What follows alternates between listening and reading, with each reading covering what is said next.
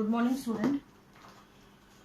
Today we will start the type of asexual reproduction. हालांकि इसको हम स्टार्ट कर चुके हैं, कुछ चीज के बारे में हम बात कर चुके हैं, जैसे कि बडिंग हो गया, फ्रेगमेंटेशन हो गया, ठीक है, और फिजन हो गया. आज हम बात करेंगे बेटा स्पोर फॉर्मेशन की and vegetative propagation in plant की. वेजिटेटिव प्रोपेगेशन की, ठीक है. तो ये दो टॉपिक है जिनकी आज हम बात करेंगे. तो सबसे पहले हम बात करते हैं स्पोर फॉर्मेशन की, स्पोर बनना. देखिए सबसे पहले तो आपको ये पता होना चाहिए स्पोर होते क्या हैं.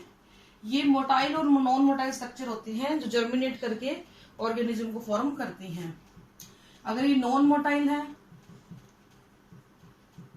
तो इसको हम लोग बोल देते हैं अप्लेनोस्पोर. अप्लेनोस्पोर. इनके ऊपर non motile and non flagellate, flagella भी नहीं होते हैं. अगर ये मोटाइल है, मोटाइल और नॉन मोटाइल मतलब मोटाइल तो चल सकते हैं, नॉन मोटाइल मतलब नहीं चल सकते हैं, और फ्लैजिलेटेड होते हैं तो इसको हम बोलते हैं बेटा जूस्पोर. ठीक है. मेनली अगर हम बात करें स्पोर फॉर्मेशन की तो ये फंगस के अंदर सबसे ज्यादा होने वाला टाइप ऑफ रिप्रोडक्शन है. यानी कि फंगी जो है वो मैक्सिममली स्पोर फॉर्मेशन करके ही अपना जो है अपने आप को रिप्रोड्यूस करती है. इनमें होता क्या है बेटा, इनके हाइफा होते हैं, जैसे ये हाइफा है, इन हाइफा के ऊपर एक स्पोरेंजियम बन जाती है. क्या बन जाती है? स्पोरेंजियम. इस स्पोरेंजियम के अंदर बेटा एक न्यूक्लियस होता है. इस तरीके से इमेच्योर हाइफा होता है. उस हाइफा के ऊपर क्या होता है, स्पोरेंजियम फॉर्म कर जाती है. धीरे धीरे ये जो न्यूक्लियस है ये मल्टीपल फिजन में जाएगा, मल्टीपल फिजन में जाएगा. और मल्टीपल फिजन की वजह से क्या होगा, एक स्पोर बहुत सारे छोटे छोटे स्पोर्स में कन्वर्ट हो जाएगा और अपना अपना साइटोप्लाज्म लेके इंटैक्ट भी होने की कोशिश करेगा. इस तरीके से बहुत सारे स्पोर बनेंगे. ये आपकी स्पोरेंजिया है और ये आपका हाइफा है. ठीक है, इस तरीके से ये बनती है. फाइनली जैसे ही ये माइक्रोस्पोरेंजिया मैच्योर होती है बेटा, इट गेट रप्चर्ड. ये रप्चर्ड हो जाती है और सारे के सारे स्पोर बाहर रिलीज कर दिए जाएंगे और इस तरीके से इनका जर्मिनेशन हो जाएगा. ठीक है. अब बात आती है कि इन स्पोर्स का होगा क्या. किसी भी सबस्ट्रेट के ऊपर जाके स्पोर गिरेगा तो वहां पे क्या कर लेगा बेटा, ये जर्मिनेट कर लेगा, अपने आप को उगा लेगा और धीरे धीरे मॉइस्चर चाहिए इसको, मॉइस्चर लेके ही अपने आप को जर्मिनेट करेगा. और जर्मिनेट करने के बाद क्या होगा, एक नया हाइफा डेवलप हो जाएगा. ठीक है. तो इस तरीके से स्पोर फॉर्मेशन होता है. होता किसके अंदर है, स्पोरेंजियम के अंदर होता है. इसके एग्जांपल फंगस में आता है पेनिसिलियम, राइजोपस, म्यूकर, एस्परजिलस. ये सारे के सारे जो हैं वो एसेक्सुअली स्पोर फॉर्मिंग रिप्रोड्यूस करते हैं. अगर हम टाइप ऑफ स्पोर्स की बात करें, कितने कितने के होते हैं, हालांकि आपके सिलेबस में नहीं है ये, मैं आपको फिर भी बता रही हूँ. ओइडिया, कोनिडिया, नाम आप जान लीजिए, अप्लेनोस्पोर. ठीक है. इस तरीके से काफी सारे इसके होते हैं, ओइडिया, कोनिडिया, क्लेमाइडोस्पोर. इस तरीके से आपको स्पोर्स फॉर्मेशन किया जाता है. ठीक है बेटा. और कौन मेनली करते हैं, फंगस करते हैं. अब हम बात करते हैं next vegetative propagation in plant की. वेजिटेटिव प्रोपेगेशन का मतलब है सीड के अलावा ऐसे सभी प्लांट जो अपने बीजों को, जिनके बीज नहीं बन रहे हैं या तो, और अगर बन रहे हैं तो वो वायबल सीड नहीं है, यानी वो नया पौधा नहीं डेवलप कर सकते. तो बीजों के अलावा पौधे के किसी भी पार्ट से अगर एक नया पौधा बनता है तो इसको हम क्या बोलते हैं बेटा, वेजिटेटिव प्रोपेगेशन. ठीक है. Reproduction, type of reproduction in which no seeds is used. Seed use नहीं करेंगे टू रेज न्यू प्लांट. बड़ा नया पौधा लगाने के लिए सीड यूज नहीं करेंगे. तो फिर हम क्या यूज करेंगे, it is completed, sorry, we use stem, root, leaf of the plant to raise the. ठीक है. इसके अलावा कोई बर्ड भी हो सकती है.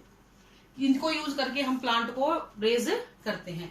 तो पौधे के स्टेम, रूट या लीफ को या बड को यूज करके जब भी आप नया प्लांट डेवलप करवाते हो तो उसको हम क्या बोलते हैं बेटा, वेजिटेटिव प्रोपेगेशन बोलते हैं। और इन सभी चीजों को हम बोलते हैं वेजिटेटिव प्रोपेग्यूल्स। क्या बोलेंगे बेटा, वेजिटेटिव प्रोपेग्यूल्स। इनमें कैपेसिटी होती है, ये नए प्लांट को डेवलप कर सकते हैं, नया पौधे को डेवलप कर सकते हैं।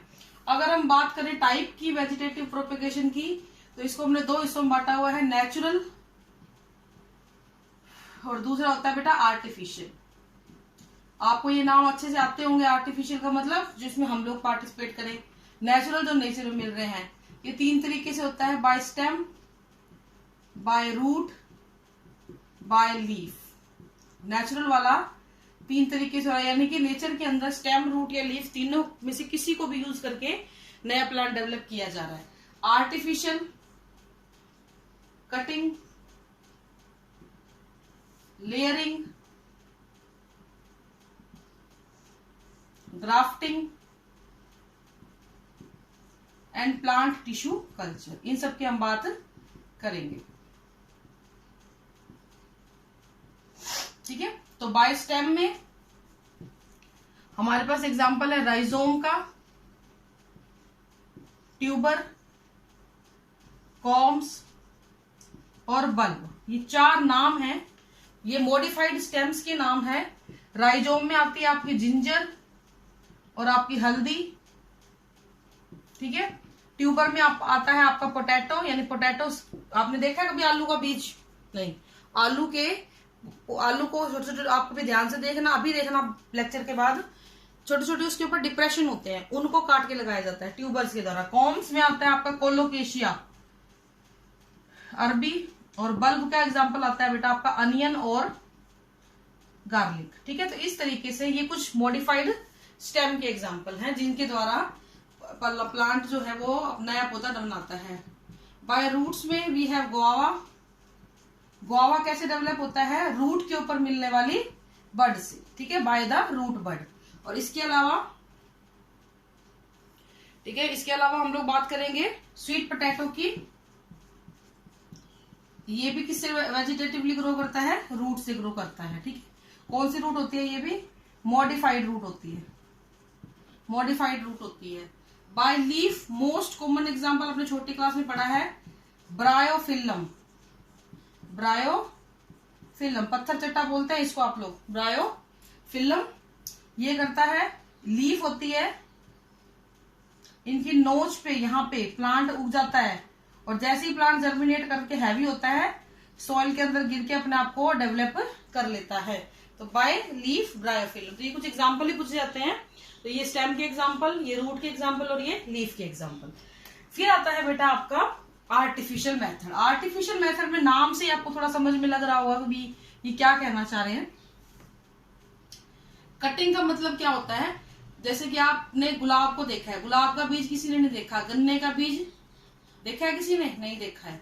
तो हम क्या करते हैं, इनके स्टेम की कटिंग को लगाते हैं। तो 20 to 30 सेंटीमीटर की एक कटिंग लेंगे, 20 to 30 सेंटीमीटर की कटिंग लेते हैं, उसको हार्मोन से ट्रीट करवा के सॉइल के अंदर इम्प्लांट सॉइल के अंदर लगा दिया जाता है। सेंटीमीटर की कटिंग लेके स्टेम की, ठीक है, ऑफ स्टेम, और उसको मिट्टी में लगा देंगे। तो इस तरीके से हम लोग नए प्लांट को प्रोपेगेट करवाते हैं। यहाँ पे हार्मोन्स का अगर आप यूज करते हो तो प्रोपेगेशन जल्दी हो जाता है, थोड़ा सा फास्ट प्रोसेस हो जाता है।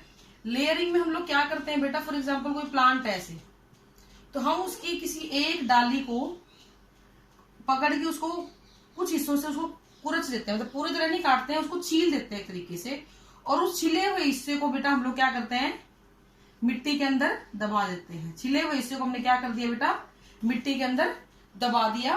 अब यहाँ पे हमने हार्मोन दे दिए जिससे कि नया पौधा डेवलप हो जाता है। इस तरीके से नया पौधा डेवलप हो जाता है। तो इस चीज को हम क्या बोलते हैं बेटा, लेयरिंग बोलते हैं। और ग्राफ्टिंग क्या होता है? ग्राफ्टिंग में हम लोग क्या करते हैं, ग्राफ्ट करते हैं। ग्राफ्ट होता है किसी एक प्लांट के ऊपर किसी दूसरे प्लांट पार्ट को लगा देना और उनको इस तरीके से दिखाना कि वो दोनों एक ही हैं। That is called grafting. Grafting के अंदर जिस हिस्से का रूटेड पार्ट यूज करते हैं उसको हम बोलते हैं स्टॉक, और जिसका ऊपर का पार्ट यूज करते हैं उसको हम बोलते हैं बेटा सियोन। स्टॉक जड़ वाला हिस्सा, ऊपर का हिस्सा सियोन। नाउ द क्वेश्चन इज, ऐसे कैसे आपको पता लगेगा किसको स्टॉक लेना है किसको सियोन लेना है?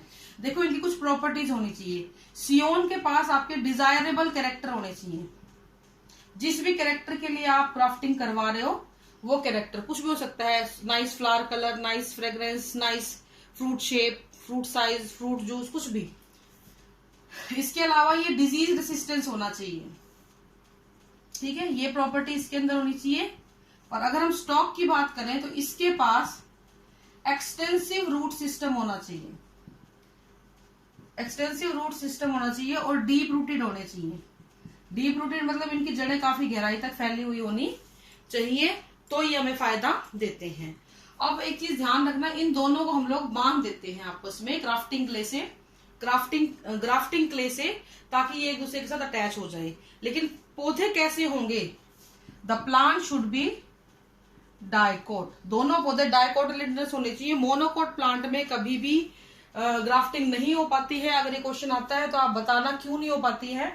क्योंकि मोनोकोट प्लांट में स्कैटर्ड वेस्कुलर बंडल होते हैं, तो वेस्कुलर बंडल की अरेंजमेंट ऊपर नीचे एक दूसरे के साथ सेटिंग, इसकी वेस्कुलर बंडल और इसकी वेस्कुलर बंडल की सेटिंग बैठना बहुत जरूरी है, जो डाइकोट में इजीली हो जाती है, मोनोकोट में नहीं हो पाती है। इसीलिए हम लोग डाइकोट प्लांट के अंदर ही ग्राफ्टिंग ज्यादातर करवा देते हैं, ठीक है।